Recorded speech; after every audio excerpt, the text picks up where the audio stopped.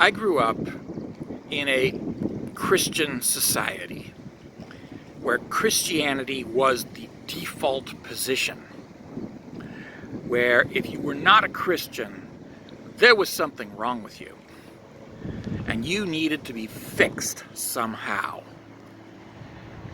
I grew up in a society where being a Christian was expected. And so, yes, I was a Christian because that was the default position. I was raised and indoctrinated within Christianity as a child, and I had a child's faith. The true faith and belief that absolutely Christianity was the one and only religion, and that it had all the right answers to every question that I could ever possibly have in my life. But of course, that didn't quite go as planned either, because by the time I became a teenager, I started to notice inconsistencies, contradictions, moral and ethical conundrums that were being defended by the writers of the Bible. Ideas that didn't gel with my child's understanding of Christianity as being the absolute and only good in the universe. And I started to have questions. When it comes to religion, questions are never a good thing to have. You have to have faith. You have to blindly believe everything that you are told. And the worst thing you can do is doubt.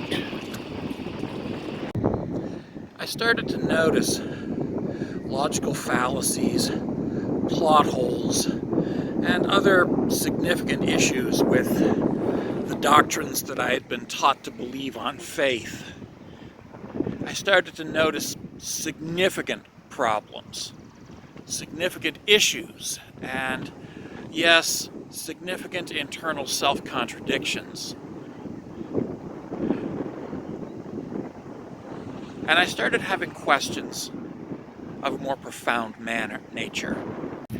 And over time, these questions became increasingly urgent, and doubt became a significant part of my life, and I told clergy that I'm having doubts, I'm having questions, and they all said the same thing. Read the Bible, read this apologist, read that apologist, read this other expert on the topic, this theologian.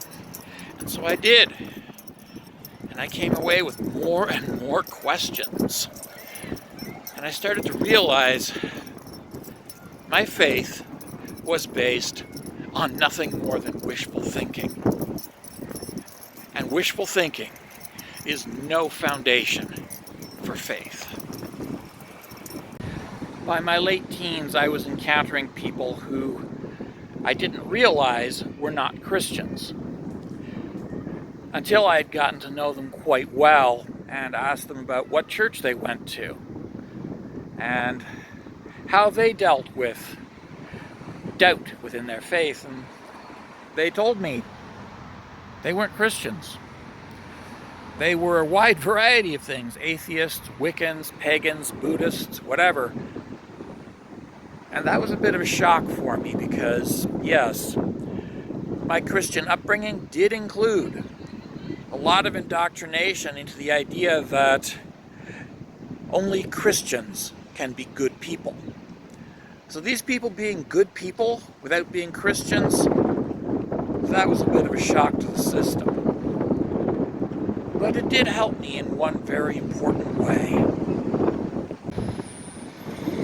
It made it possible for me to accept one very important fact: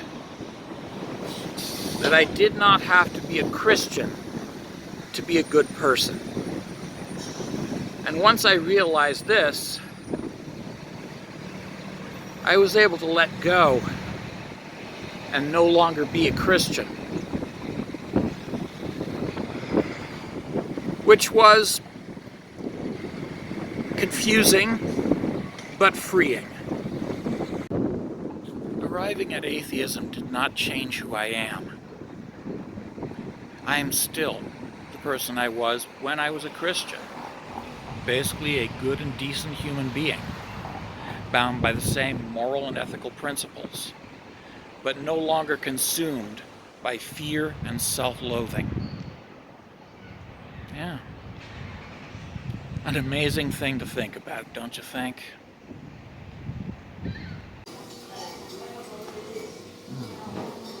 I have to wonder why so many of my videos end with me at Brigitte's Cafe with a cup of coffee and a scone.